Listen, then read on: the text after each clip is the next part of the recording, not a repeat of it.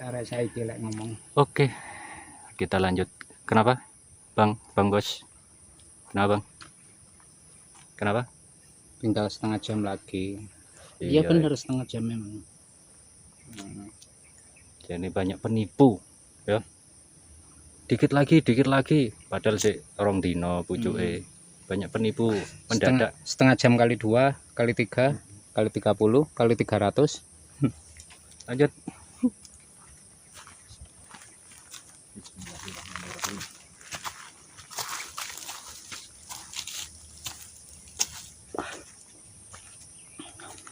Oke, beristirahat sejenak, lanjut lagi ke pos 4 alias pos terakhir sebelum Bukit Jabal.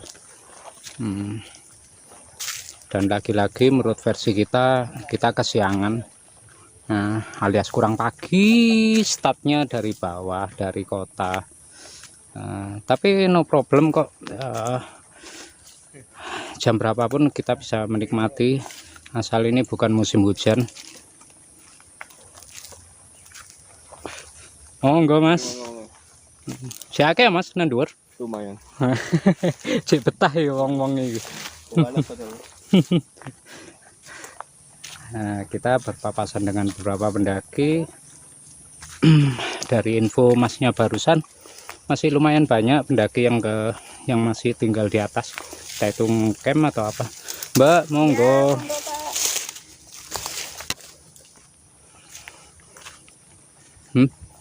Buat Enggak perasaan. Perasaan kan letter plus. Terus maunya dibikin mall di atas. Nah, lapangan sepak bola, Indomaret, panti pijat, alun-alun. Nah, ini pemandangan di depan bukan contoh yang bagus untuk ditiru ya. Dalam pendakian tidak disarankan membawa apapun di tangan. Itu memang cuma ringan, barang secuil, hanya sebotol air mineral yang hampir habis. Tapi percayalah, buat kalian yang udah pernah mendaki dengan membawa sesuatu, apalagi sampai bawa panci, kresek, entah itu isinya logistik, pakaian atau apapun, itu mempengaruhi ke stamina pendakian. Kalau turun masih oke lah, tapi tidak dengan naik. Dan ini sudah terbukti. Kenapa tak harus tangan kosong? Sebenarnya bukan keharusan ya, jadi anjuran saja. Tangan itu diciptakan untuk melambai, melambai dalam kondisi jalur normal. Kenapa tangan itu mengayun saat berjalan kaki? Ya untuk keseimbangan. Saat tangan itu memegang sesuatu, itu mempengaruhi keseimbangan sepanjang perjalanan. Mungkin hal remeh ya. Apa sih susahnya cuma bawa botol seenteng itu? Oh iya, kalian mungkin lupa atau mungkin belum merasakan. Ini udah seperti yang tak bilang tadi, tas yang tak bawa ini sangat ringan sekali. Isinya hanya satu setel pakaian, jaket, snack alias makanan ringan. Udah, hanya itu aja. Tapi belum apa-apa, ini pundak Mas Bro satu ini katanya udah ngerasakan sakit. Jadi apa yang kalian remehkan? Kalau udah, jadi intinya beban sekecil apapun kalau belum terbiasa itu akan sangat menyiksa sepanjang perjalanan. Oke, mungkin pundak kalian nggak terasa, oh nggak sakit kok. Ya memang nggak sakit, tapi nanti kalau udah ngecamp, udah sampai di puncak, nah baru terasa. Kenapa pundaknya? Kayak habis bawa barang 5 ton. Padahal cuma 2 kilo. Jadi next kita bahas ya soal manajemen. Oh ya maaf, kenapa harus ngendorse bokong Mas Bro ini. Next kita bahas soal logistik, manajemen perbekalan, juga soal apa yang harus dibawa dan hal-hal yang terkait. Untuk hari ini saya cukup mengupas soal teknik pendakian, teknik ringan, tips ringan terutama untuk pendaki pemula.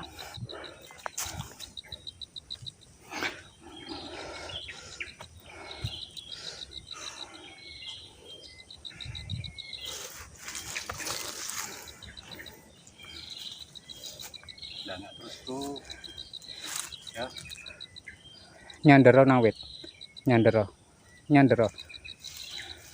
Lah, ini juga salah satu teknik istirahat yang benar. Jadi kalau beristirahat usahakan tetap kaki terbeban dengan oleh tubuh. Bersandar di pohon itu salah satu tips yang benar. Nah, mungkin kalau masih kerasa lebih capek, posisi pijakan kaki lebih maju lagi, jadi lebih bersandar ke pohon. Tumpuan badan itu lebih ke pohon lagi. Jadi jangan duduk dengan merenggangkan kaki. Dalam beberapa kasus kadang yang terjadi adalah kram, atau otot ketarik atau semacam itulah. Atau ada lagi kasus seperti kalau orang Jawa nyebutnya ankle. Jadi ada apa ya istilahnya kalau bahasa medis, semacam ini tertariknya persendian di sekitar tumit kaki, itu ankle. Itu biasanya dialami oleh atlet sepak bola, tapi ternyata juga bisa terjadi pada beberapa pendaki gunung.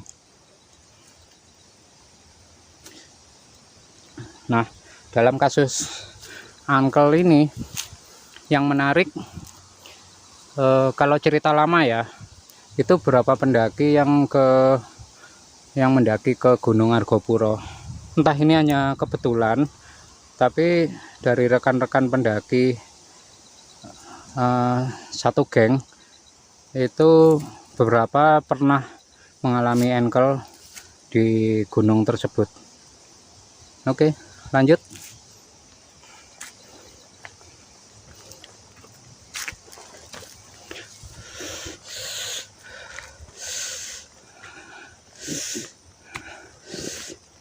Jadi dari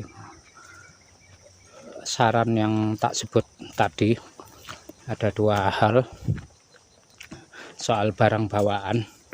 Jangan pernah meremehkan berapapun ringannya, atau jangan pernah mengeluh berapapun beratnya, karena yang ringan itu bisa menyiksa sepanjang perjalanan, walaupun itu hanya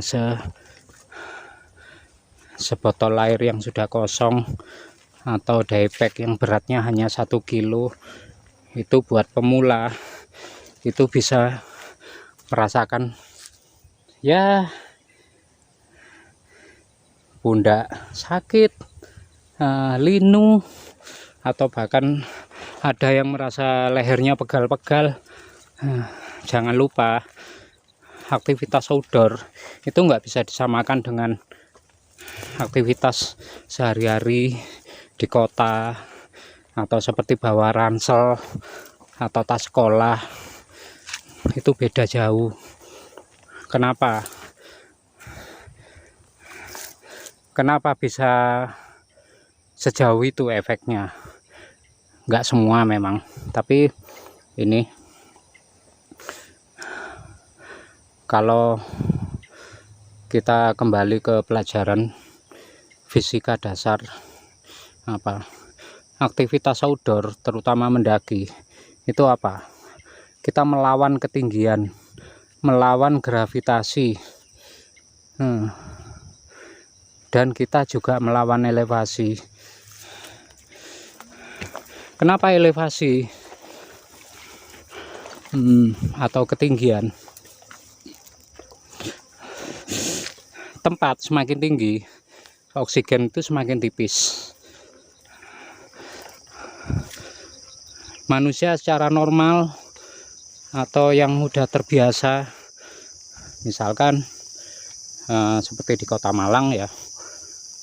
Kota Malang itu ketinggian rata-rata ada 400, 500, dan titik tertinggi itu sekitar 700 mdpl. Jadi buat orang yang biasa hidup di ketinggian tersebut ya tentunya nggak ada masalah. Tapi bisa jadi sedikit masalah buat orang yang biasa tinggal di pesisir yang elevasinya hanya 0 mdpl, 1, 10, bahkan ada beberapa daerah itu yang konon bisa minus. Artinya sebenarnya daerahnya itu ada di bawah permukaan laut.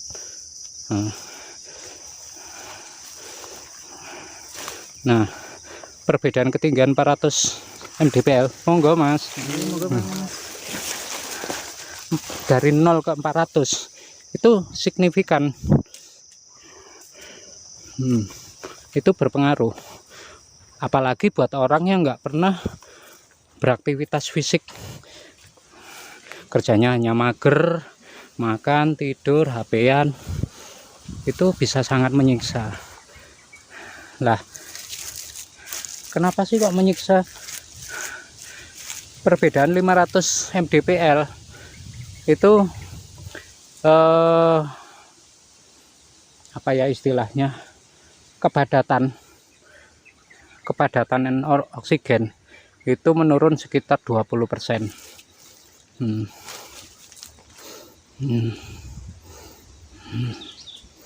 Sekitar 20%.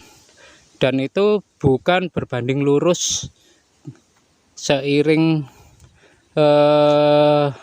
semakin bertingginya elevasi. Tidak. Itu grafiknya semakin tajam. Artinya dari 0 ke 500 mdpl atau 500 itu tidak sama dengan 500 ke 1000 dan seterusnya. Kalau nggak salah ingat ya, orang dengan yang paling terasa, misalkan gini, orang Malang yang biasa hidup dengan elevasi segitu ya, tadi taruhlah 500 mdpl, kemudian dia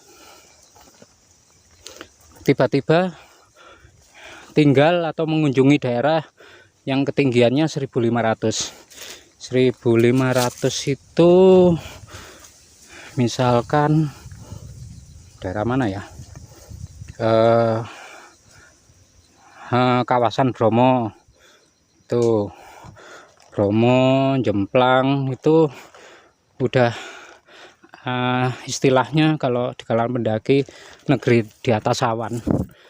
Nah, kalau kita berdiri di area di mana awan itu ada di bawah kita, itu artinya kita sudah ada di ketinggian di atas 1500 mdpl. Mungkin untuk 1 jam, 1 hari nggak terasa ya, kalau hanya datang, stay, ngopi, nggak ada masalah. Tapi saat kita berjalan dengan ketinggian, perubahan ketinggian yang drastis, itu berpengaruh pada pernafasan kita. Kalau saya lupa patokannya, kadar oksigen di ketinggian berapa, itu berapa. Yang jelas kalau nggak salah, tolong dikoreksi ya, itu pada ketinggian 2500 kadar oksigen itu tinggal 60%. 60% itu buat paru-paru manusia yang biasa tinggal di 1500 ke bawah, itu akan sangat menguras stamina. Nah, jadi tak bikin contoh gampang aja ya. Orang yang biasa tinggal di Wamena, maaf, bukan Wamena, di Timika misalkan, dia datang ke Jawa, ya dia bisa ketawa ketiwi tiap hari, mau mendaki gunung kek, orang paru-parunya udah biasa tinggal di ketinggian 2500 sampai 3500 mdpl. Kita yang mau jogging, orang Jawa yang mau jogging ke Timika, boro-boro jogging, mungkin jalan kaki sekian kilometer aja udah berkeringat, nafas sudah ngos-ngosan. Karena apa? Karena drastis. Jadi misalkan hari ini kita ada di Malang, kemudian nanti malam atau besok tiba-tiba kita udah di Timika, paru-paru kita kaget. Nah, supaya nggak kaget itu gimana? Maka di ilmu pendakian gunung itu ada yang dinamakan aklimatisasi.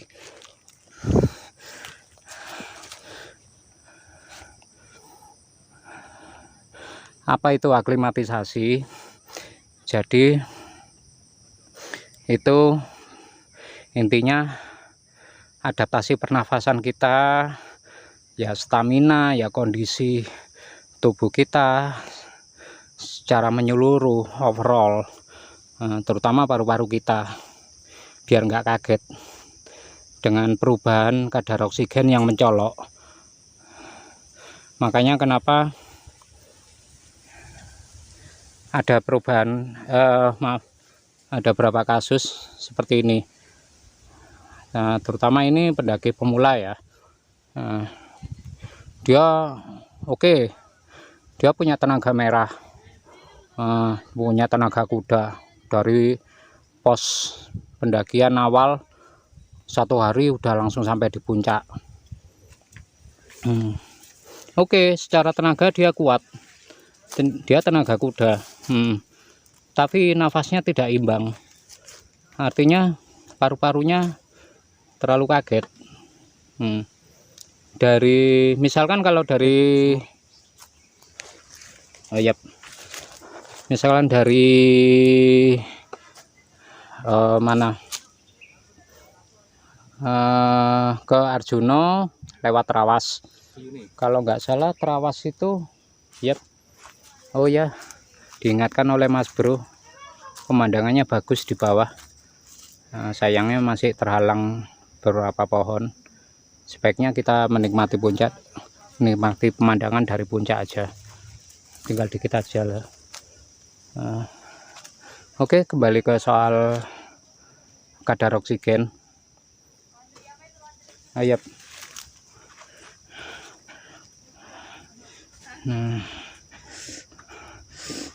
Nah, ini ada contoh lagi bagaimana cara istirahat yang benar. Jadi kalaupun duduk, posisi duduknya tinggi, jadi kaki tetap ada beban, bukan jadi ototnya nggak sampai merenggang.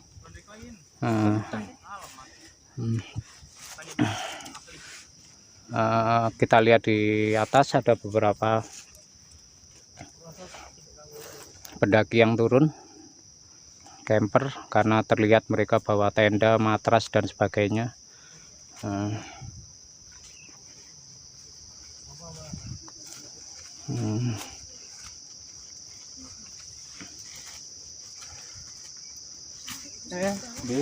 Monggo. Dari mana Mas? Dari mana? Dari Malang Kota. Oh, Malang Kota aja. Iya. Ya. Lihat dulu. Lihat tuh guys. Coba kayak kaos kaki soalnya apa? Mangkas batu. Enggak.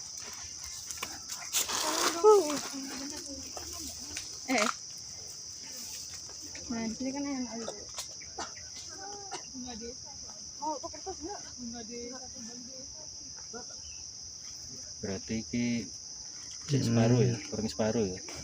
Kurang separuh ya. Kurang separuh. Kurang separuh. Nah, yo enggak, lek dihitung mulai teko pos ngisor ya wis kari sak upli. Dihitung teko pos ngisor dari pos perizinan. Apa nih kurang separuh paling awamu rokokan 2 lencer maksimal wis nyampe kan. Lek rokokan lho ya. Tapi karo disedot lho ya. Gunung ini banyak penipu. Hah? Gunung banyak penipu. Kon nang kene wis ngarani gunung banyak penipu. Lah ngrasakno liwat lawang kaya apa? Istirahatnya. 7 puncak penyesalan. Esa? Enggak. Ya wis, ayo. Oke, kita lanjut. Menuju nyali. Mbak, permisi ya. Oh, sos kasih jalan. Oh, enggak, aman. Lapok merempul kabeh. Di atas masih banyak orang, Mas. Masih. Mas main, Mas. Oh ya, makasih. Oke, kita lanjut. Enggak terasa di depan kita udah ada pos 4. TikTok ta, Mas? Yo. Oh, alah. Malang tapi lagi kono. Balik mana? Udah pos 4. Ini artinya adalah pos terakhir.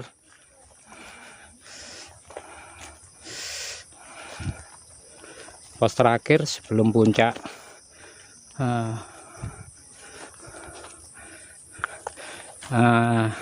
Oh ya Mas Bro, katanya di sini airnya ada. Sebelah manakah?